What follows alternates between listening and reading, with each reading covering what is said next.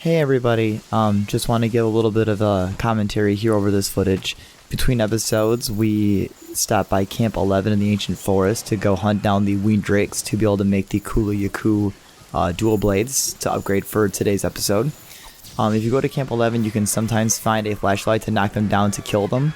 I don't know how to get them to spawn. I only got them to spawn one time, but not bad. It knocks them down, they're vulnerable, you kill them, and then you carve their body.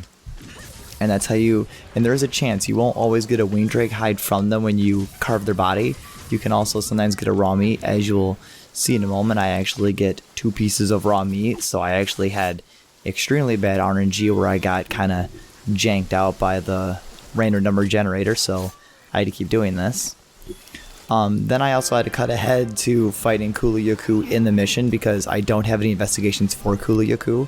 So the best thing I can recommend is if you don't have any investigations, just reboot up the optional quest to refight him. And we got the items needed to make the equipment. So if you don't get the winged drake hides, my best recommendation is to go on an expedition, go to Camp 11, respawn in, and then right outside Camp 11, you jump down. I grabbed slinger ammo, but yeah, grab it because it's one of the best ways you can kill them. So you jump down here, and in this big field, there will always be 2 winged drakes, or whatever their names are, to kill them. And I show you exactly on the map where they are to fight them. But yeah, the unfortunate part is if you use a ground weapon like the dual blades like I'm using, you can't really hit them. I'd recommend using like an insect glaive or a bow gun or even the bow and arrow to shoot them. It's a lot better than doing, this god-awful method that I'm using. I would not recommend this because it's terrible. You can also use the clutch claw. A mechanic will be going over in today's episode that you can also do damage if you run out of slinger ammo. So yeah, the unfortunate part is that when you attack one, it startles the other one, so it causes his friend to flee. So if you get bad RNG, you're gonna have to keep leaving and respawning to hopefully only kill one to get it. And I got one of the 2 that we needed, and then I cut ahead and I actually killed the second one, and this one also gave me a winged drake hide, and that gave us enough for the dual the greaves. And then I craft the new dual blades we use in today's episode, and then I also craft the Kula Yaku pants, but with a caveat, the fact that because I made the dual blades, it turns out I did not actually have enough material to make the pants. So we killed another Kula Yaku with the optional quest yet again, got the item. We made the greaves, gives us more of a critical hit chance, really good. At this point, the armor spheres I had kind of collected by doing random bounties by accident or from doing missions, I upgrade the armor. It takes me a minute because I kind of decide what's the best way to kind of distribute my points. A recommendation I would make is I would honestly replace the leather coil we have. Even if an ability on another piece of armor isn't really the best thing that is going to benefit you personally, I would recommend replacing it just for that higher defense stat, just to make a difference if you're struggling with hunts. I don't change it. I don't change it in the episode. I don't really know why. You can change it or not. It's really personal preference. I chose not to, but I also am not really giving the best example. So yeah, there you go. I will see you in just a moment for today's episode. Welcome back everybody to Monster Hunter World. Last episode, we used the greatsword to absolutely demolish Kula Yaku, and as you're seeing how this episode is introducing, we have switched weapons officially to the dual blades. And you'll see it, we obviously have some new stuff, as you'll no doubt learn how. But yeah, we actually have a pretty decent episode starting us off today. We're going to be introducing a whole brand new mechanic. But before that, let's continue the story and go speak to the commander because we defeated Kula Yaku, so now we have to find out what is next for us. You've done well. Nice work clearing out the camp. I knew you'd come through, and now you're finally ready. Alright hunters, the PKK hunt is on. Once you've hunted the target, the scholars will be able to get a closer look at that evidence you found. I cannot stress enough how vital taking out that PKK is for the commission. This could be the break we've been waiting for. We're the ones to get it done. Good luck and be careful. Field team leader, what do you got? Urgent mission. Partner, you'd better come see me. Hunt's keeping you busy? So Hunter, have you gotten used to how things work around here? If you ever find yourself struggling out there on your own, don't be afraid to send up an SOS flare. Other field team members in the area might come to help you out if they see it. Ask for help when you need it and answer the call when others need it. It'll make you a better hunter. So yeah, actually when we were on missions, we've been able to send out an SOS flare. The SOS flare actually allows us to call for people that, it doesn't invite people to your party, but it makes your quest open for people to come join it. So it's a cool way if you don't have like friends to like jump with you right away, you can actually kind of send out a flare for high level players or randoms to come assist you. This episode is interesting because we are not going to immediately talk to the handler and hunt the PKK. We have a whole brand new mechanic we have to work on that we're actually going to introduce in this episode because it's very vital and a very cool mechanic with the dual blades. So in between episodes, I actually picked up an optional quest. You might have seen it, that we have a 1-star mission. And this mission is learning the clutch. Now I want to preface this that you only have this quest if you have the expansion of Iceborne. If you have just base world, you do not have this mechanic and you will not have this mission. The old man said that the new world hunters need to keep innovating, and our latest innovation is the Clutch Claw, a new feature of the Slinger. Time for you to get up to snuff on how to use it. This is going to be huge for us. This is going to introduce how to use the Clutch Claw. I've had this every episode we've recorded up till now, I've just never used it. Because we hadn't formally revealed it yet, so I didn't want to just use it right away. You might hear a slight sound, I'm going to adjust one thing, there we go. Okay, so the Clutch Claw lets you grapple onto a monster and then attack with your weapon to soften its hide, or unleash all of your slinger ammo for a flint shot. Claw shot. Every weapon, regardless of whether it's sheathed or not, lets you switch to the slinger with L2 and fire the Clutch Claw with L2 and circle. To grapple onto various monster parts, note, the lance, insect glaive, bow gun, and bow require you to switch to the unsheathed slinger mode, which we'll go over that later. Know when to use your Clutch Claw. Wait until a monster is staggered before you try to grapple on. If you grapple a monster's head, you can use the terrain to your advantage to create an opening for attack. Circle to change the monster's direction. Pretty much, if you're on their head, you can slap them and turn them, I believe it's 90 degrees. R2 with slinger ammo that you can collect in the field, which you can then shoot into the monster's face, which will launch them forward in the direction they're facing. And then, as I mentioned with softening, if you just use a base attack, you'll soften the monster.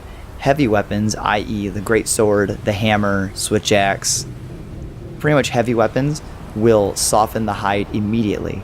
Light weapons like the longsword, shield and sword, insect glaive, and what we're using, the dual blades, takes 2 claw attacks to soften the hide, but will drop slinger ammo Let's get you up to speed on using the claw. when attacking Here's a them. crash course. So here we Let's go. go over the basics first. Use your Clutch Claw with your weapon sheathed. So yes, pretty basic. So normally we would hold L2 and hit R2 to fire slinger ammo, but now we can hit circle. That's it. Nice work. You can fire your claw with your weapon drawn as well. Try drawing your weapon before firing the Clutch Claw. That's it. Nice work. So yeah, with your weapon drawn, you can Each still weapon handles slightly shoot it. differently, so make sure to put in enough time with each weapon to get fully accustomed. Let's move on. Alright, so now we're going to put this Hit to a the monster test. with your Clutch Claw to cling onto it. First, let's go over the weapon attacks you can use while clinging to a monster. Field team leader is going to kind of Attack explain this to depends us. on which weapon you have equipped. The one you're wielding now will make the monster drop slinger ammo. Because it's a light weapon. Before we move on, let's get the exact timing down. This is going to be important, so pay attention. If the monster is moving, Bring 'em on. you're going to have a tough time landing an attack while clinging on. Attack the monster first to make it flinch, and once it stops, hit it where it hurts. And we're also going to be using the Okay, dual Let's blades. see if you can pull this off in practice. So let's do this. Pay close attention to the monster's movements and land your attack. Whoops. Wrong move. There, stop moving. Grapple on. Just adjusting something really quick. Yes. So when they're in this state, which I missed, sorry about that. Just focus on attacking it again until the next chance comes. So yeah, we're going to stun him real quick. Shouldn't take too long. There you go. Claw onto it. Attack with your weapon. There you go. Nice work. And that drops slinger ammo because it's a light weapon, so that specifically drops slinger ammo for us. Make use of it whenever you can. Got that piercing pod ammo.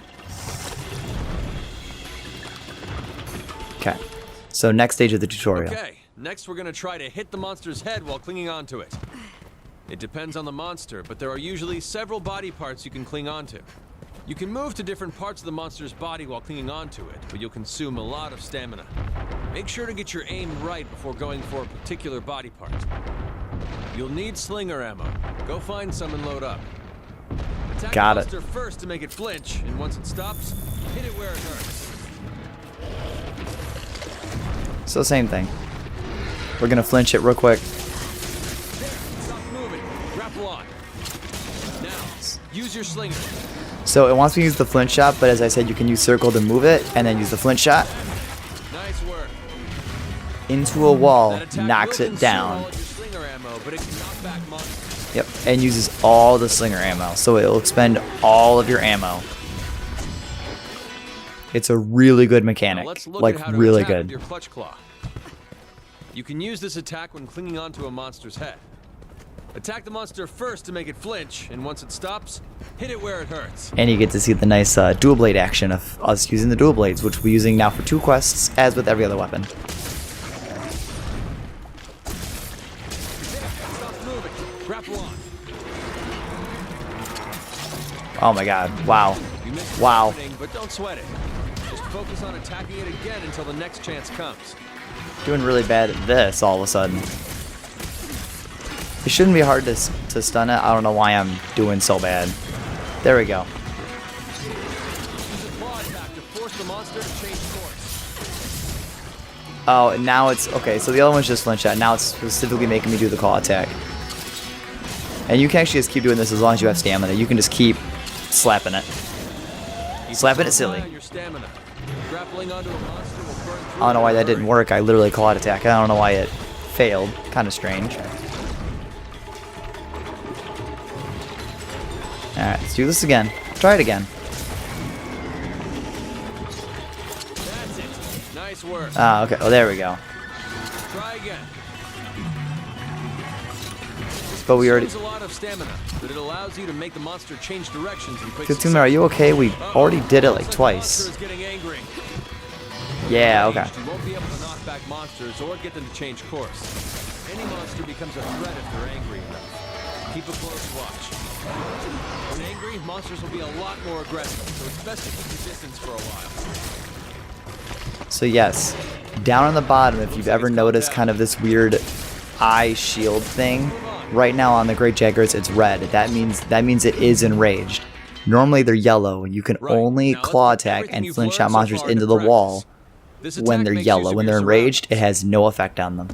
Fire your slinger while clinging onto the monster's head to make it slam into walls. See, now it's making This will be a great tutorials of opportunity something to I really already wail showed, on the but monster. you get to see it again This for more is your time practice. to shine. The clutch claw takes a bit of time to get used to and takes effort, but I mean, once you get it down, it's an insanely useful tool. So, make you cloud with the wall, do some more damage to you. And you might be too far from the wall. No, I think you're close enough. Great job. No, oh, he was close enough. And yeah, that's how that Always works. keep an eye out for ways to use your environment to your advantage when hunting. Nice work. That covers everything. That's it. So that introduces the clutch claw. So now going forward, we will be using the clutch claw from now on. So we'll be focusing on flint shots, having slinger ammo. There is a unique ability with the slinger with the dual blades, which we'll be showing in the hunt against PKK. And also, in between episodes, obviously our stuff is different, but I did not change the Milo's armor because his stuff was actually not better. The armor was just as strong as what he's already wearing. I think it might have been weaker, actually. But his weapon was not better. It had no better effect, and it did not give him more strength. So we opted to just keep him with his little flintlock gun and his bone armor. So, but we do have new research results. We'll turn these in as well. Yes? So Kulu Yaku. We'll look at his information really quick, even though we're not going to be fighting him this episode.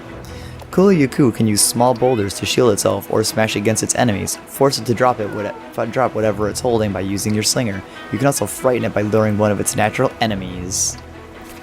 And it is very weak in the head to everything, and it is most weak to a water elemental weapon. So if we ever have a water element, it would be really good to use against him. So yeah, we will now go speak to the handler.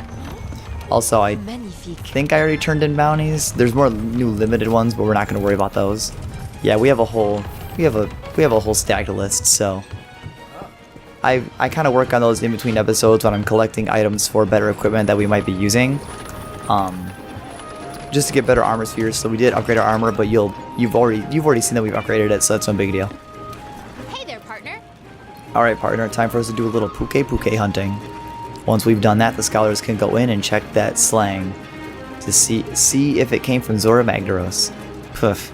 But seriously, what other monster could it have come from? I mean, I'm no scholar, but Smoldering Lava Rock, hello. Post new quest. This one we had to specifically talk to the handler to accept, so that's why we had to come up here. Urgent PKK hunt. That PKK is none too pleased to have that slag in its territory. It'll be even less pleased if we send in our scholars to research it. Looks like we'll have to put it down. And we will go to Camp 11, and we will use a voucher. Because we have them, we might as well use them to get more money and everything else, so might as well go for it.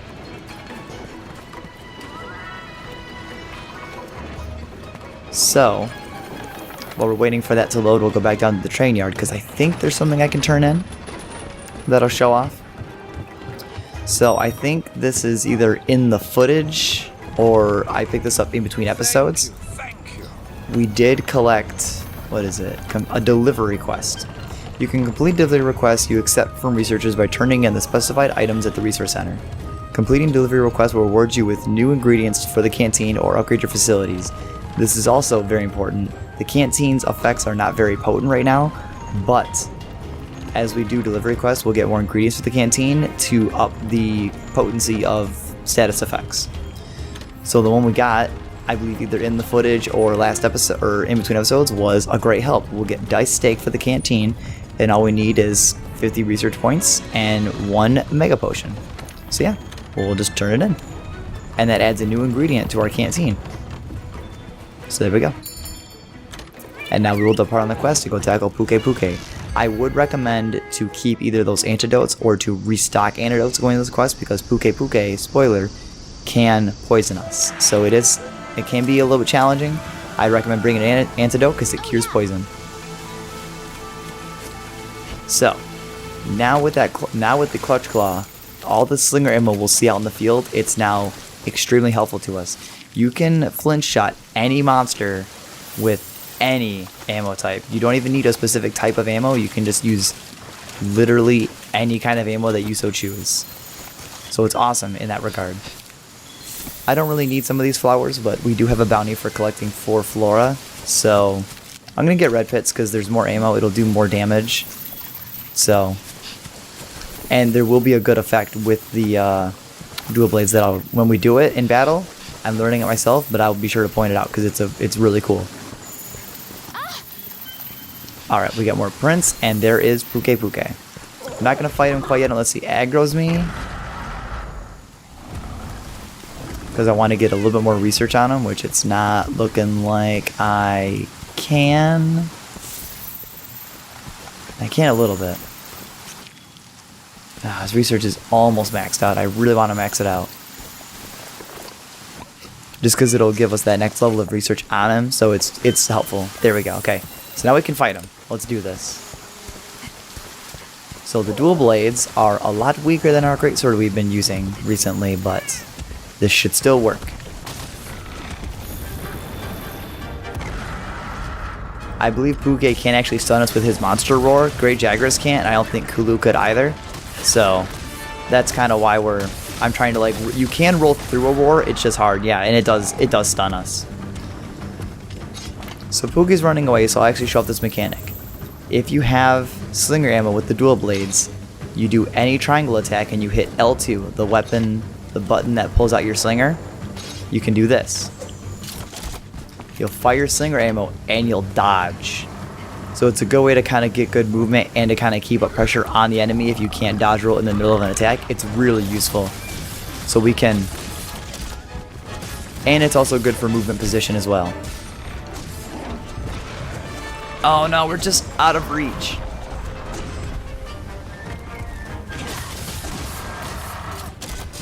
Yeah, so you see how useful it is? And thing here, we're gonna claw attack him, and we're gonna send him into the wall. Hit it with all you've got. And you see how useful that is? It's so good to use. He's down, get some free damage on his face.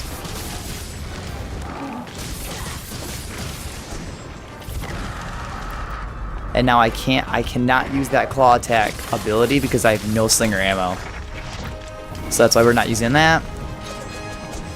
It is actually going to be good for us to get some because it will be useful.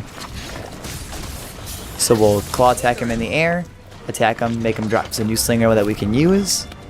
That's a powerful type of Because we're not going to flinch on him, but you can still claw attack and soften up monster parts even when they're enraged.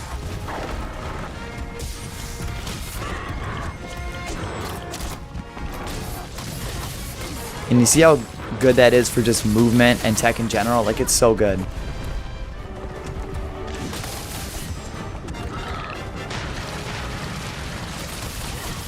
Yeah, it's so useful. Our damage is actually going down because, unlike the Greatsword, our dual blade sharpness decreases rapidly. But I don't quite want to... see, I'm still learning the Clutch Claw dodge skill, so I am learning it. Oh, see. Hits like that repeatedly will stun you, meaning you won't be able to move. Yeah, Milo, heal me, please. Thank you.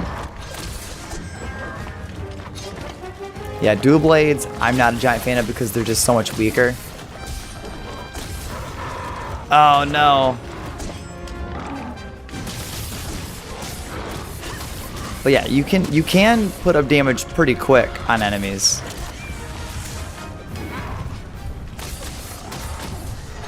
Yeah, we need to sharpen, like pretty bad here in a second, because our damage is rapidly dropping, and we're about to be in what, red sharpness?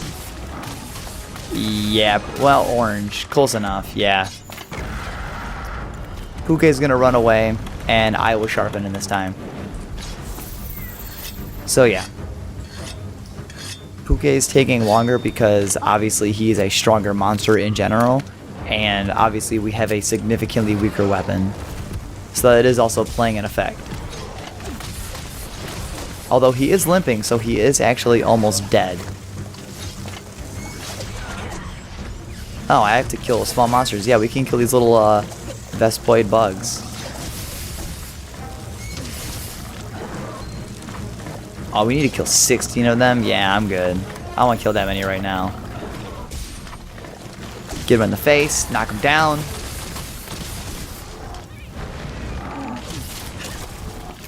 Get him with that piercing pod. And... oh, come on.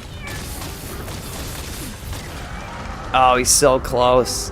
He's so close. Oh, we actually cut his tail off. Nice.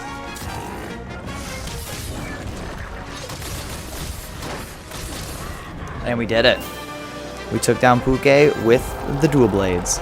So, since we actually chopped off Puke's tail, we can actually carve that for extra material. Like 1 extra material.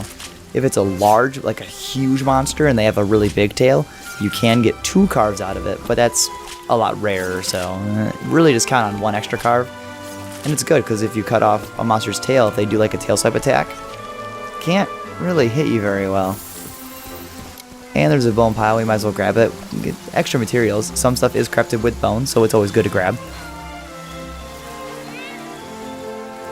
And we need 3 more bone piles to actually get a bounty completed, but there's no bone pile nearby, so unfortunately we're not going to be able to complete that one, unfortunately. So, and yeah, that's the dual blades. Our build is still not quite optimal, and the dual blades are definitely significantly lower in power, so there is that, but really their biggest downside is the fact that they burn through sharpness just so fast. So you kind of have to be more aware of the amount of sharpness that you're burning through, unlike the Greatsword where it's just power. But hey, I mean, a 6-minute quest, that wasn't too bad. Yep, Hunter rank 3, our research went up, Milo leveled up, our gadget proficiency is almost level 3. So yeah, there's some new stuff coming. I just really wanted to introduce the Clutch Claw this episode because it's a really good mechanic. You've done well. Excellent work putting down that PKK. I knew I put the task in the right hands. Just to catch you up, we're hot on the trail of AzurePKK now. Listen up. But there's more to figure out. I need the 5th to protect our scholars while they investigate. I'm putting you in charge of the Wildspire Waste. The quest will begin once you've convened on site. That sounds interesting. That sounds... Wildspire Waste sounds like a whole brand new area. Sure you know what you need to do. So And now we need to protect the scholars. Let's regroup at the Wildspire Waste. that is actually going to be a new area. But let's go check out that new armor and see if there's a new dual blade weapon that we can probably work towards. See if there's something stronger to boost our power a little bit. So forge armor. PKK. The whole armor set looks like that. Survival expert. This is interactables, restores an additional 50 health. This not really a good ability either. I wouldn't use this personally, so I wouldn't worry about it. The PKK mail item prolonger, we went over that last time. Pretty standard skill. The Van Braces has poison resistance, obviously reduces the number of times you take poison damage. Pretty good if you're fighting a poison intensive monster, so it's really good against PKK himself. Itself. Poison attack if you use a poison weapon. Poison build up 5%, bonus 10, so pretty good. And botanist. 1 extra consumable herb item per gather, so if you grab like the plants where it gives you 2 herbs, it'll give you 3. Pretty good if you're trying to stockpile healing items. But none of these are significantly better. I mean, the helmet's better, but I like having health boost. Comparing it, I'd rather have attack boost. I'd rather have slugger. Honestly, we could replace our coil, because our coil is not actually doing anything for us. So...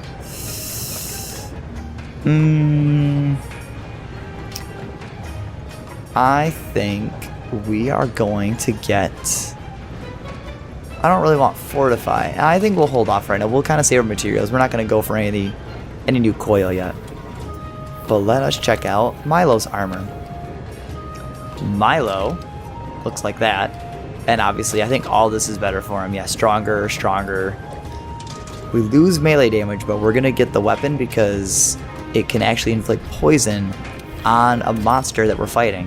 Which poison won't do a ton of damage to what we're fighting, but it does add up over the course of a hunt if you get like even 1 poison ailment inflicted on a monster. And they do vary in resistances to it, so obviously using this against Pookie himself is going to be kind of trash. So there is that. As for our dual blades, there is a new dual blade. It is stronger, it has less sharpness, and it loses the affinity. So for that reason of primarily the sharpness level, I am not going to be going for the Bone Hatchets 3. So we're going to be sticking with the Kuliyaku dual blades we've been using with that 15% affinity because it's just good. I think what is it? We have 20% I think base affinity on our build. Yeah, so 20% of the time our attacks will be a critical hit. Pretty good. It's not doing like a ton of more damage, but it does add up. It is very useful. Besides that, I will deposit some items into my box that we don't need. Don't need to bring these burned meats with us. We don't need the wet fish scale, raw meat, blue mushrooms, or these herbs, or these bowgun ammo that we're not ever going to use. And we'll head down here to turn in those bounties we completed, and we'll kind of decide what we're going to do from there. Yeah, the dual blades are actually a pretty fun weapon. I enjoy them quite a bit. Yeah, we don't really need to, these guys will just kind of say random stuff, but large monster hunt completed. We do have some new investigations as we're defeating monsters, so I mean, so quests like these that have more than 1 monster, it technically is a bit easier because since there's 2 monsters and only 1 of you, they do actually have reduced health pools. So instead of beating a full health Jaggers and Kulu, they both have like half health. So pretty good if you're trying to just get extra money, extra materials. They're just nice to do. Deliveries, we have no more. Bounties, let's slap on a... Let's do an Ancient Forest one. We just have to do 2 quests in Ancient Forest. And let's talk to these remnant PCs around town. Hello. Oh, hello. I'm a researcher with the Commission. My field is the Grimalkins. Yes, Grimalkins. Grimalkins are a type of Linean that are native to the New World. I wish to communicate with them and learn their lingo. But these creaky old bones just can't keep up with my passion for research. Perhaps you could be of help? If you've an interest in learning the lingua franca, what? Then by my knobby knees, you just say the word. Alright, so there is a species of Palico native to the New World. That's pretty interesting in itself. Head up to the canteen. We've got 2 more people to speak to, and they might have a delivery for us we could do that'll just give us extra items, so always worth it to talk to all the NPCs with the yellow exclamation point. Working hard? Hey, working hard? What's that? You heard me mumbling? Yeah, the chef asked me to rustle up some ingredients for him. But I've still got so much eating to do. Whoa, you serious? You'll go and get them for me? Good luck. Oof, thanks, you're a lifesaver. We fivers gotta look out for each other, eh? Well, here are the details. Good luck. So, know what gets me fired up to hunt? A fancy meal. Just once, I'd like to try this so-called king of mushrooms. We have the research points. We do not have the moss swine hide, which we'll have to look up on the map, and it gives us a king truffle. Another canteen ingredient. Pretty good.